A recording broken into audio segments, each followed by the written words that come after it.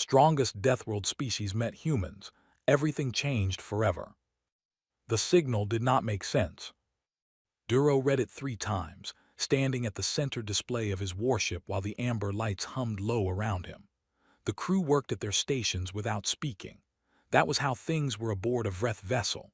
No noise unless there was a reason for it. No movement unless it had a purpose. The ship itself was built the same way, dark alloy walls, narrow corridors, everything designed for function and nothing else. Comfort was something the Vreth had stopped needing several thousand years ago. The signal was not a weapon charge. It was not a distress call in any known format. It was something closer to a greeting, a repeating data burst, structured, patient, broadcasting from a small station sitting near the edge of Vreth expansion space like it had every right to be there. Duro pulled up the scan results. The station was not large. No visible weapon emplacements. Power readings suggested a life support system, some communications equipment, and very little else. The biological signatures inside were warm, oxygen-breathing, and completely unknown. He checked the registry. The Vreth had spent 3 centuries cataloging every species in the reachable galaxy. Every one of them had a file, threat rating, physical capability, behavioral patterns under pressure. The registry was thorough because the Vreth had always been thorough. They sat at the top of every threat ranking ever calculated. Their homeworld had gravity 3 times the galactic standard, temperatures that stripped lesser atmospheres bare, and predators that hunted the things that hunted everything else. Every species the Vreth had ever encountered had done one of 3 things: submitted, fled, or been destroyed. The registry returned no match for the biological signature from the station. Duro ordered the ship forward. He expected the station to go dark when they came into visible range. That was what happened. Whatever was inside would see a Vreth warship and respond the way everything responded, with fear, with silence, with the instinct to become very small and very still. The station did not go dark. Its lights stayed on. Its communications array stayed active. And then, while Duro was still processing this, the external airlock indicator on his sensor feed changed from green to cycling amber. Someone was coming out. He watched the figure emerge through the sensors, small, 2-limbed, upright, covered in a standard-looking environmental suit, moving slowly, not running, not erratic. The figure carried 2 objects, a sealed container and a flat data device, and walked out into open space as if stepping outside for a short walk. Duro ran a full biological scan automatically. No armor plating, no reinforced bone density, no natural venom glands, no subdermal implants, no enhanced musculature. The scan could not find a single physical adaptation that would explain why this creature was not already trying to get back inside. He ran the scan again. Same results. The figure was completely unmodified, baseline fragile in every measurable way. His scanner also confirmed that the creature was fully aware of the Vreth warship, sitting 200 meters from its dock. It walked toward them anyway. The open channel crackled. A voice came through, calm, unhurried, the way someone speaks when they are not performing anything. "Hello, my name is Petra. I'm a xenobiologist and I think we may be neighbors. I brought food in case you haven't eaten." Duro's second-in-command, Tev, looked at him from across the bridge. He did not ask the question out loud. He did not need to. The channel was muted. Immediately the room filled with theories. One officer said it was a trap, a weak creature sent out to draw them close while something larger waited inside. Another said the creature's mind had broken under the fear, the way some lower species collapsed into erratic behavior when confronted with stimuli too large for them to process. A third said the greeting structure of the transmission was too composed for a malfunctioning mind. Rael, the youngest soldier on the bridge, said nothing. He watched Duro. None of the frameworks fit. The Vreth understood behavior through 2 lenses only: threat or submission. This creature was displaying neither. It was standing in open space in front of a warship, holding food, waiting. Duro told Tev to hold the ship at weapons range. Then he told Rael to come with him. The walk to the shuttle bay was short. Duro noticed the sound of his own boots on the deck plates, which he had never noticed before. He told himself the creature was probably the advance unit of something larger. He told himself this was a standard contact scenario with an unknown variable. He told himself that nothing about this required any adjustment to his thinking. None of the scenarios he ran in his head ended the way Vreth scenarios were supposed to end. The shuttle docked. The airlock corridor on the other side was narrow and warm, lit with a soft yellow light that felt almost like sunlight.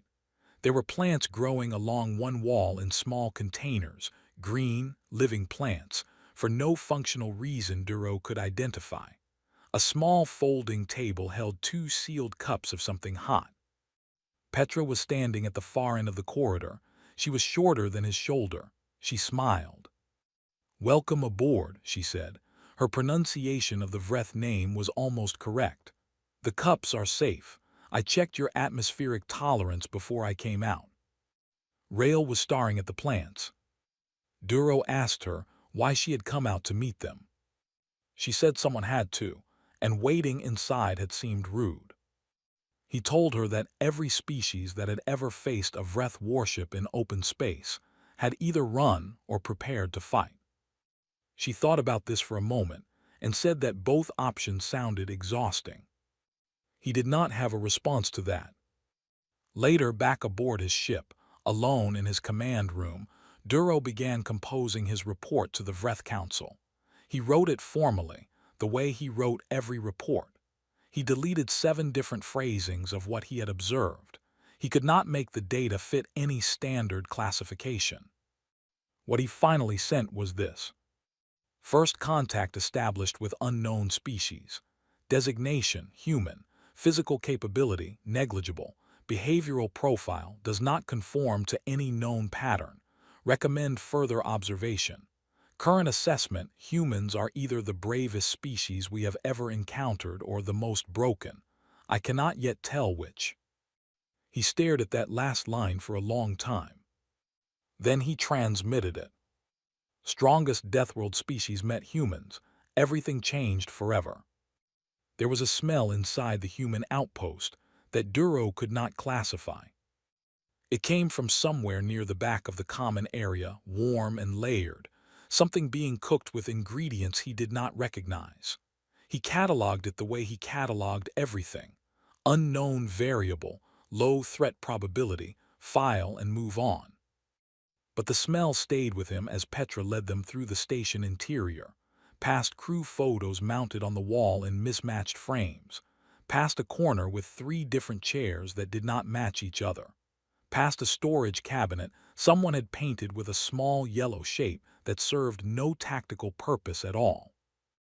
Vreth spaces did not look like this. Vreth spaces looked like the inside of a weapons cabinet, organized, cold, everything in its correct position. This place looked like people had lived in it long enough to stop thinking about what it was supposed to look like. Duro cataloged all of it as weakness.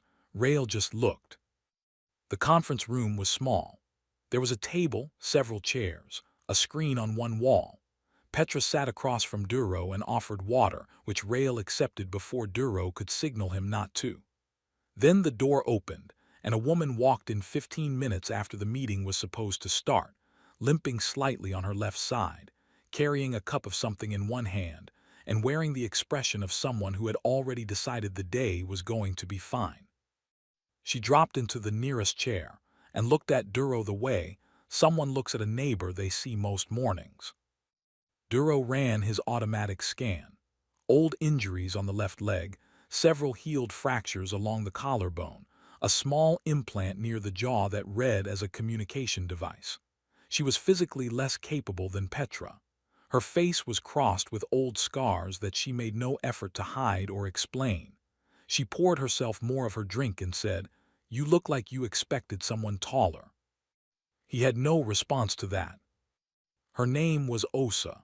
She was the captain of the outpost and, apparently, the person who made the decisions here. She pulled out a data pad and said, "All right, let's talk about the neutral zone boundary, because I think we have slightly different ideas about where it is." Rail disappeared sometime in the first 20 minutes of the meeting. Duro let him go.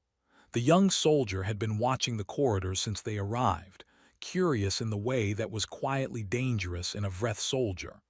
The kind of curiosity that led to questions, and questions led to doubt, and doubt was a structural problem. What Rail found in the corridor was a child. It was 8 years old, approximately, by the human developmental charts Duro had reviewed. It came around a corner and stopped and looked up at Rail with the kind of direct attention that most species reserved for very large threats or very interesting things.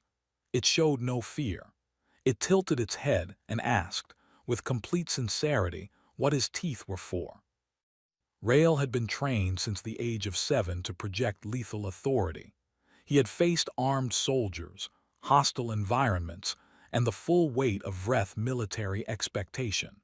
He stood in a quiet corridor of a human outpost and could not think of a single thing to say. Back in the conference room, Duro had moved into the second phase of the standard Vreth dominance sequence. It was subtle, a widening of stance, a particular angle of jaw, a controlled slowing of blink rate. Every species in the known galaxy had some response to it. Most went still. Some dropped their eyes. One species had actually left the room. Petra kept reading her data pad. Osa was mid-sentence about corridor access when she stopped. She looked at Duro. Then she asked, very simply and very directly, whether he was trying to intimidate them. He confirmed that yes, he was. Osa laughed. It was not a polite laugh or a nervous laugh. It was the kind of laugh that has no performance in it at all, the kind that brings tears to the corners of the eyes and requires a moment to recover from. She set down her cup. She pressed the back of her hand against her mouth. She laughed until the sound of it filled the small room.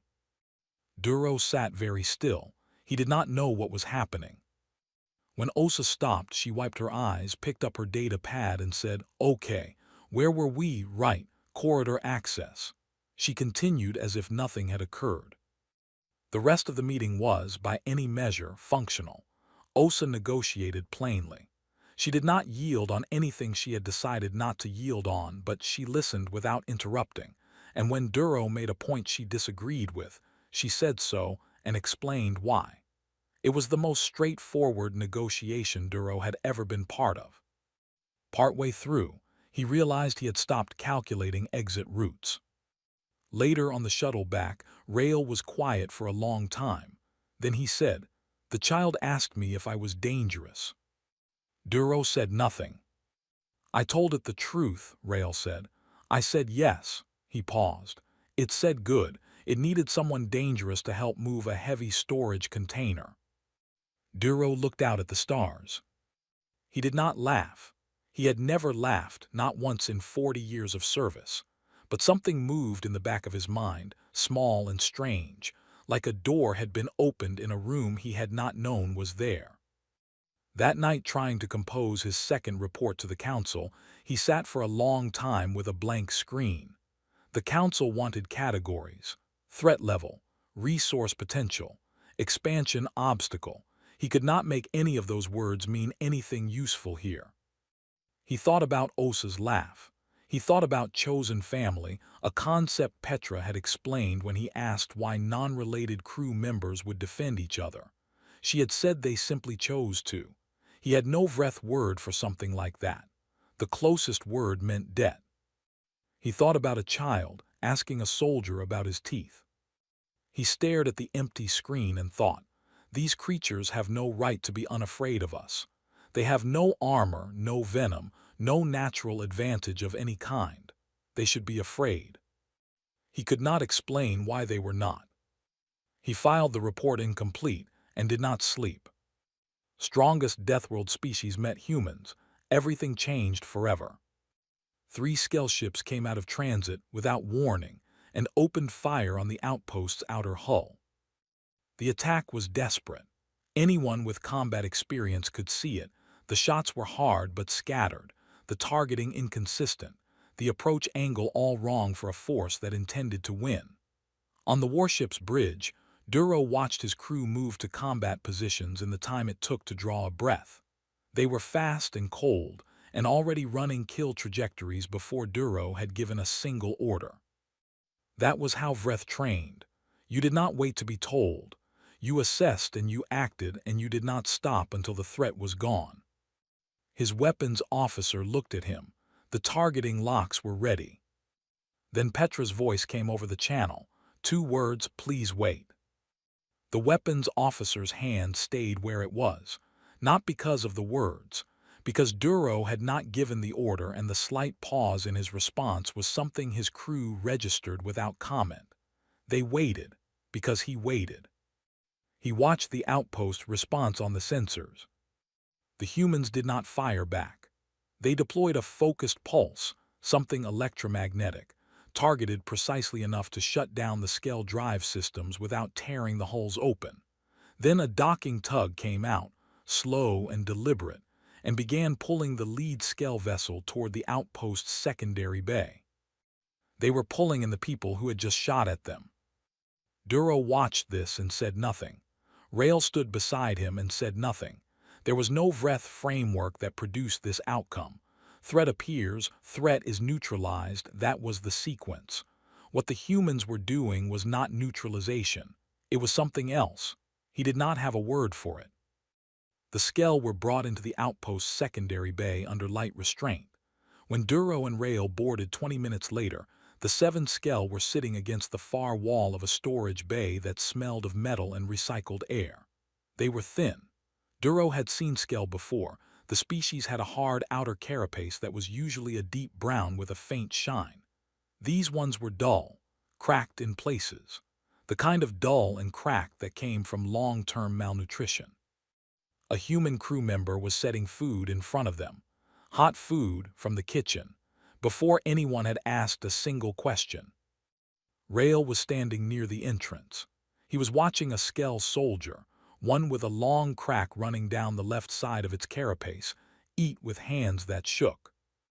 Duro found Petra after. He asked her why the food before the questions. It was not a hostile question. He genuinely wanted to understand the logic. She said, because they couldn't think clearly while they were hungry. He said, they attacked you. She said, yes, hungry people do desperate things. He turned this over in his mind.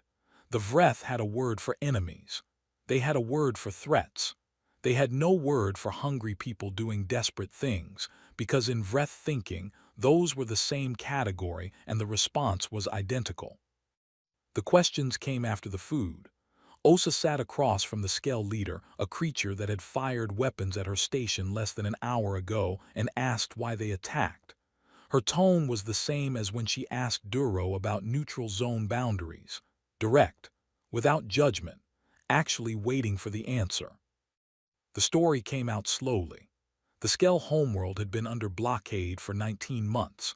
A large expansionist empire had locked down their supply lines over a territorial dispute the Skell had not started and could not resolve. 19 months of watching their people run out of things. The raid had not been a military strategy.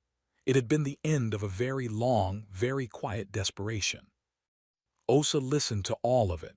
When it was done, she turned to her logistics officer and said, "Get me the supply chain map for this sector. I want to know what we can reroute and when." She did not say she was sorry for their situation. She did not make a speech about compassion.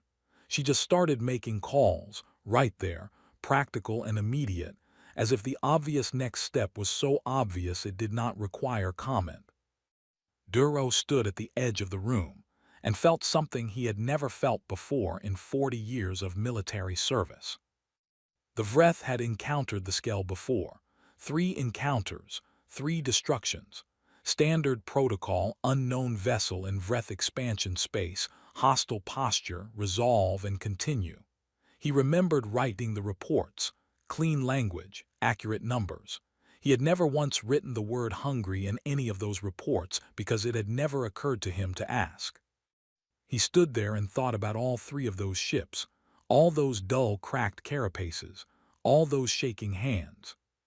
He walked out to the corridor before his face could do something he would not be able to explain.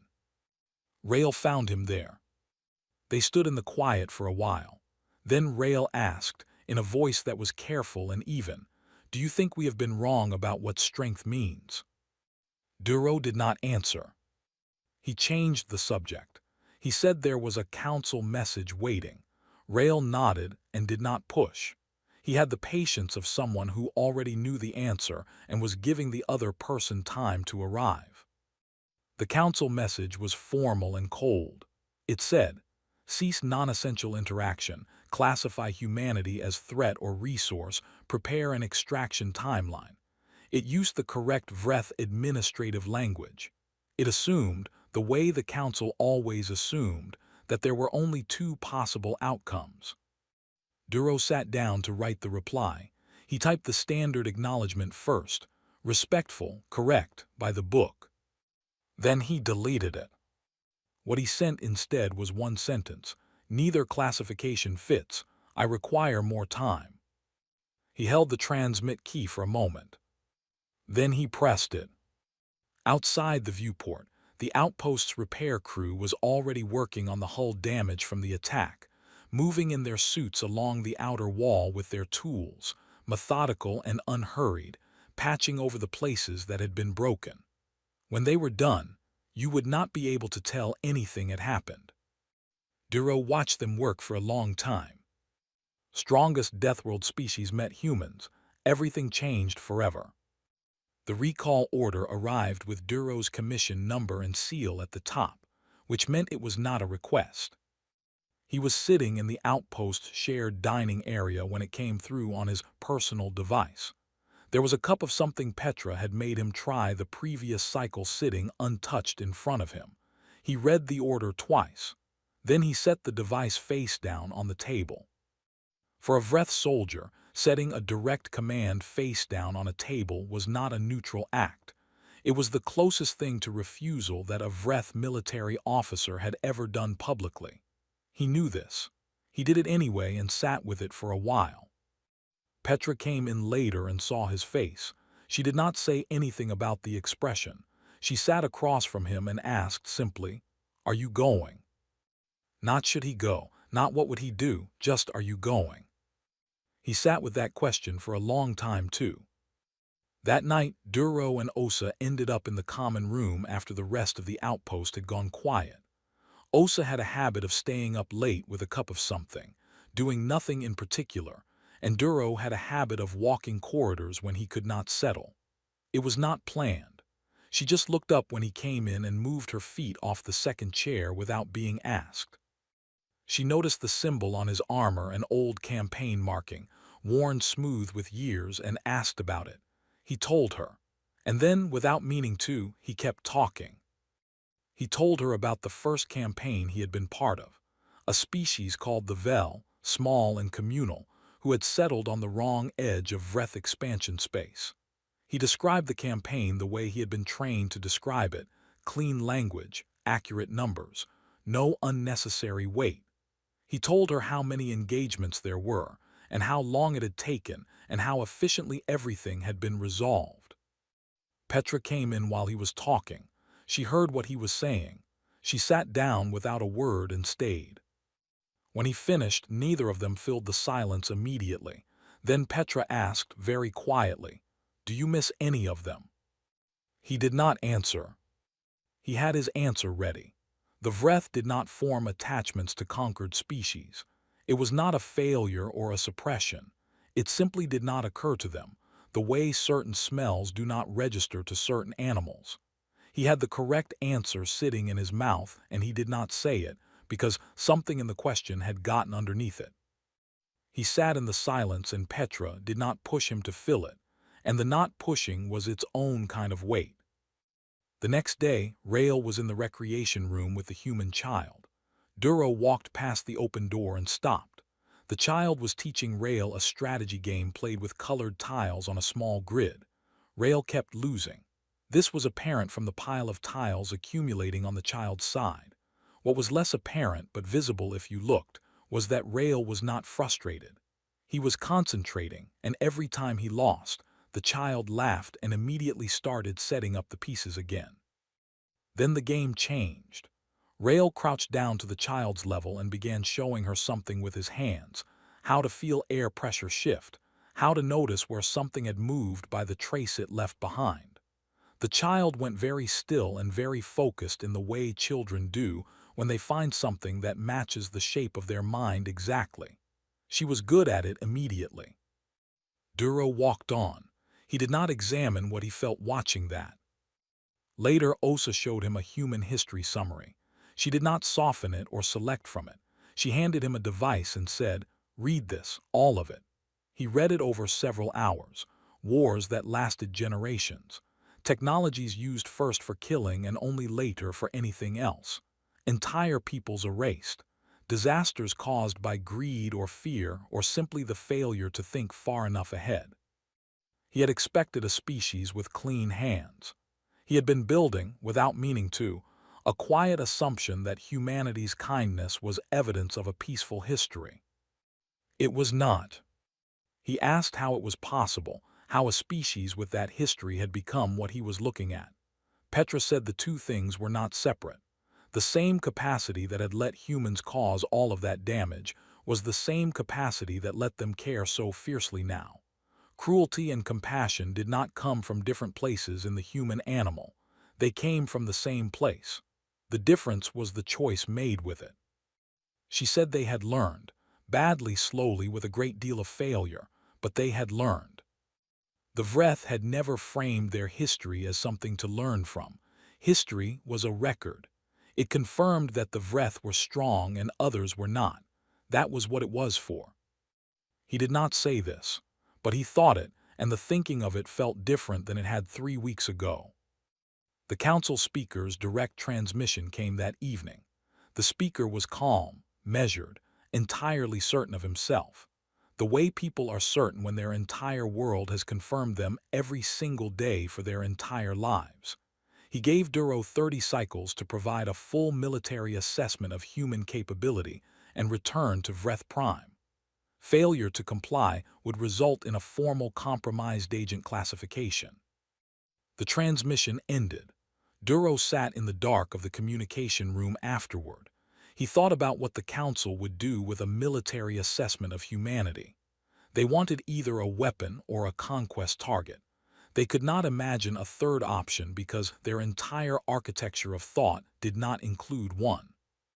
That night he asked Petra the question that had been sitting in him since the conversation about the Vel. How do you live with what your species has done? She was quiet for a moment. Then she said, "We don't look away from it. That's the only answer I have." He looked at her for a long time after that. Then he went and started writing the military assessment the council had demanded. He had all the data: weapon yields, fleet counts, response times. He wrote it accurately. And when he reached the end, he opened a second file and began writing something else, not for the council, not a report, something with no category. Just what he had seen, just what it meant. He did not know what he would do with it. He wrote anyway. Strongest Deathworld species met humans. Everything changed forever. Nobody planned for the outpost to become what it became. Word moved the way word moves in the outer sectors. Not through official channels, but through the ones that mattered, the informal routes, the conversations between crew members at fuel depots and repair stations. The Skell who had left told other Skell. Other Skell told the Tev, who were nervous about everything but came anyway, 2 delegates in a small vessel that docked very carefully. Then 2 Marin traders who said they had heard there was a place that did not ask for papers. Then a Drell researcher who came for a week and simply never left. The corridors of the outpost now held 6 species. Duro walked through them every day and cataloged the situation in terms he had stopped quite believing. He told himself it was chaos. It drove him to distraction. He noticed, at some point, that the distraction had a different quality than it used to, less like threat assessment, and more like something he did not have a breath word for. The Skell sent a diplomat. Not a raider, not a desperate crew, an actual diplomat newly appointed, carrying a formal message of thanks from the Provisional Council. He arrived in a clean vessel with proper identification and a carefully written introduction. Osa received him in the common room the same way she received everyone, like an acquaintance she was glad to see, without ceremony or performance. Duro was standing across the room when the Skell diplomat looked at him. The diplomat had to know what a vreth was. Everyone in the outer sectors knew. He stood in the doorway with the weight of that knowledge visible in the way he held himself, and then he gave a slow, formal bow. The old kind. The kind that meant, I see you, and I am still standing here. Duro did not know what to do with that either. He was running out of frameworks. The council speaker's fleet arrived without warning and filled the external sensors within 90 seconds. 7 warships, full combat configuration. Duro watched the sensors update and knew precisely what each ship was carrying, knew what the formation meant, knew how long it would take them to reach optimal weapons range if the order was given. The outpost's response was to note it on the sensors, relay the information to the relevant staff, and continue what they were doing. Nobody ran. The speaker hailed the station and requested Duro directly. Duro took the transmission in the communications room. The speaker was exactly as he always was, composed, precise, genuinely believing everything he said. He gave Duro until the next cycle to board a shuttle and return to the fleet. He used the word compromise 3 times. He meant it as a diagnosis. From across the room, Rail watched Duro's face during the transmission. He watched it the way someone watches a person standing at a ledge, not interfering, just present, just there. The transmission ended. Rail submitted his asylum request 20 minutes later. He did it quietly in writing through Petra's console, while the speaker's fleet was still on the external feed. He did not make a speech about it. He typed it and submitted it and sat down. Petra read it. Her reply came back in 4 words, granted, welcome, stay safe. Rail read those 4 words and then walked to the recreation room and sat down with the human child and lost 3 games of tiles in a row and did not think about what he had left behind, or tried not to, and mostly succeeded. That night Duro walked the corridors for a long time. He passed the berth where the Skell diplomat was staying and heard quiet voices. The diplomat and a human crew member discussing navigation charts, comparing sector maps, the conversation unhurried and technical and completely ordinary. He passed the recreation room. 2 Marin traders were asleep in the chairs. A human crew member had left a blanket folded over the shorter one. He passed Osa's office. She was still awake, visible through the small window in the door, arguing cheerfully with someone on a long-range channel about supply routing, her feet up on the desk, her scarred face relaxed and unbothered. He stood at the viewport at the far end of the corridor and looked at the council fleet sitting in the dark. He thought about the Vel. He thought about the 3 encounters with the Skell and what those ships might have been carrying. He thought about every species the Vreth had pressed against a wall and what they had asked for at the end, and how none of them had asked for mercy. They had just asked for someone to remember them, to know they had been there, to mark the fact of them in some record somewhere. Nobody had, not once. The certainty settled into him quietly, the way things settle when they have been building for a long time and finally find the floor. He opened the channel to the council speaker. He resigned his commission using the correct Vreth ceremonial language, formal, proper, the old register, the words used for the dissolution of a military oath. The speaker's response was silence and then the threat of war. Duro said, "That is your choice to make. I have made mine." He closed the channel. Osa was already at the main communications panel when he came into the room. She had been listening. She looked at him once, not with pity, not with triumph, just acknowledgement, one person seeing another, and then she opened a channel to the speaker's flagship. She introduced herself, her name, her rank, her planet of origin. Then she said, "All right then, but I should mention we've been making friends out here for a while now." The channel was quiet for a long moment. In the common room behind her, the Skell diplomat had gone very still. The Tev delegates were holding each other's hands. The Marin traders were awake now, leaning in from the doorway. The night cycle continued. The fleet did not fire.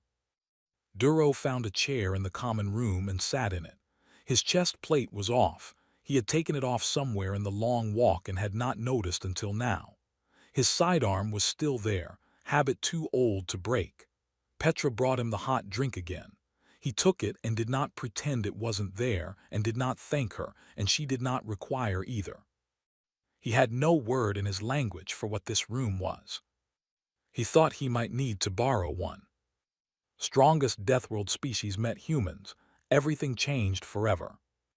The Council fleet began its approach in the hour before the outpost's morning cycle. The sensors lit up with targeting locks, 7 warships, all weapons active, the formation tight and professional. On the bridge, every species aboard the outpost had a different physical response to what was happening. The Tev delegates pressed close together and went very still. The Skell diplomat stood with his hands flat at his sides, which was the Skell way of being afraid without showing it. 2 human crew members who had been playing a card game when the alert came in set their cards down carefully, face down, as if they might come back to them. Then the sensor feed updated. 17 additional ships came out of transit, then 30, then more from different points around the neutral zone, emerging at intervals like something that had been waiting patient for the moment to arrive. Not warships, a Skell patrol craft, a Tev diplomatic cruiser, small and formal, Marin freighters, 3 vessels from a species that had no common name yet in any registry, flying with transponders that broadcast coordinates instead of identities. None of them were armed for war. All of them were present. Duro watched the Council fleet try to fit what it was seeing into a military threat model. He knew the thinking. He had done that thinking his whole life. You counted weapons. You calculated tonnage. You assessed kill probability. None of those calculations worked here because this was not an armada. It was something harder to classify, and therefore something that required, before the order to fire, a moment of assessment. He was going to use that moment. He opened a channel to every ship in the Vreth fleet simultaneously, not just the flagship, every vessel, and he spoke in the formal register used for truth witness in old Vreth ceremony. Every Vreth soldier from childhood learned what that register meant. It meant, this is not politics, this is real. He did not tell them to disobey. He told them what he had seen. He described Petra walking into open space without armor, without weapons, carrying food. He described Osa laughing until tears ran down her face, not out of mockery but because something had genuinely surprised her, and she had not known how to hold it except to let it out. He described the Skell soldiers with shaking hands, and the humans who fed them before asking a single question. He described Rael, their own, a Vreth soldier born and trained the same way they had been born and trained, sitting on the floor of a recreation room losing a game to a human child and not leaving. He said, I am not asking you to be something different than you are. I am asking you to look at what is actually in front of you, because I looked and I cannot unknow what I saw. He closed the channel. Inside one of the fleet warships, a young weapons officer sat with a targeting lock active under his hand. He had never personally fired on a living target. He sat very still after Duro's voice stopped. At the front of the bridge, his captain had not spoken since the transmission began. The captain was still not speaking. The targeting lock stayed where it was, and the silence in the room was a kind of answer. The council speaker's voice came over the fleet channel. The order to fire was clear, formal, correct in every procedural way. The silence that answered it was not defiance. It was something quieter, something that had never happened before in 300 years of Vreth military history. The speaker issued the order a second time, then a third. On the speaker's own flagship, his second officer called a formal command review. The mechanism existed in the old Vreth legal code. No one alive had ever used it. She called it, and the room voted, and the speaker's face in the moment he understood what was happening was the face of a man whose entire world had always confirmed him, encountering the first morning it would not. He was not harmed. He was removed. It was quieter than any battle Duro had ever witnessed, and it cost more. The ceasefire came through on the outpost sensors as a cessation of targeting locks. The common room registered the moment differently for every species in it. The Skell diplomat went very still and then sat down slowly. Rail was standing against the wall with his arms folded, and his face was the face of someone who would not cry here in front of others, but was storing it carefully for later. Osa said, "Well, now comes the paperwork." It was not funny, and it was also, in the specific way she said it, very funny. The negotiations began 3 days later in the outpost's conference room. It was too small. There were too many translators. Twice the table was not big enough for the documents being spread on it. Someone's drink got knocked over in the first 10 minutes.